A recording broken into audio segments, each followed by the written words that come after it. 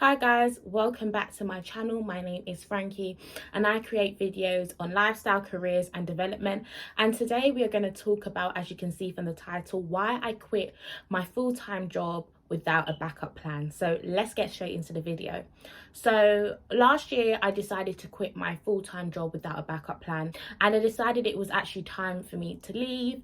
There were several reasons as to why, but for me it was about my growth in my career and also my well-being as well.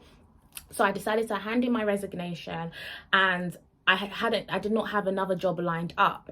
I think what was interesting at the time was that when I was looking at jobs, I just couldn't find anything for me, and it was kind of a big risk for me to take because I am someone who likes to plan. I like to schedule things. I like to be organized.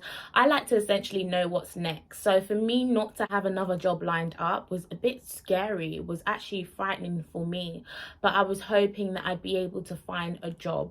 And I think these are the things that I actually considered before leaving my job, and things that maybe you may want to consider before leaving your job. And I'm not saying that you should leave your job.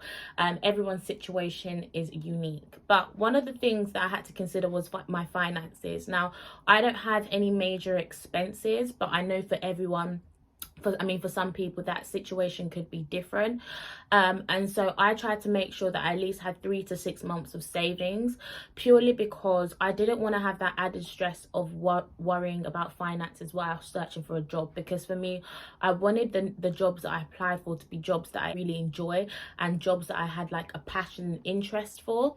And so I believe that having those finances allowed me to kind of focus on those things. What do I want to do? What am I passionate about? What do I enjoy? What career is it that I actually want to go into?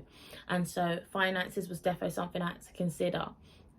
Another thing you may want to consider is whether you need to actually leave your job. For some people, it could be things like they want a pay increase or they want a bit more flexible working hours. And so before maybe taking that plunge, you may want to actually speak to your employer. You may want to speak to your management to see if things could be made more flexible or things could be changed to meet your needs. And obviously that gives you the opportunity to actually stay within the company and organization without you having to take the risk of quitting a job. But again, it's up to you and your circumstances, and so those are very unique. So it's something that you would have to really sit down and consider. Third thing is actually, what do you want to do? I think this is the big question. What do you want to do?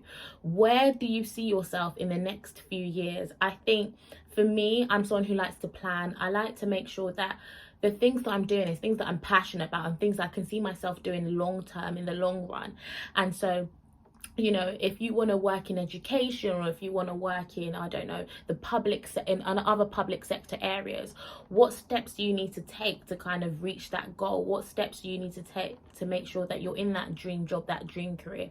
And so I think it's important that you do sit down and reflect on these things. Fourth is your mental health and well-being. That is so important for me. I think the pandemic has highlighted to me just how important making sure that I take care of myself is.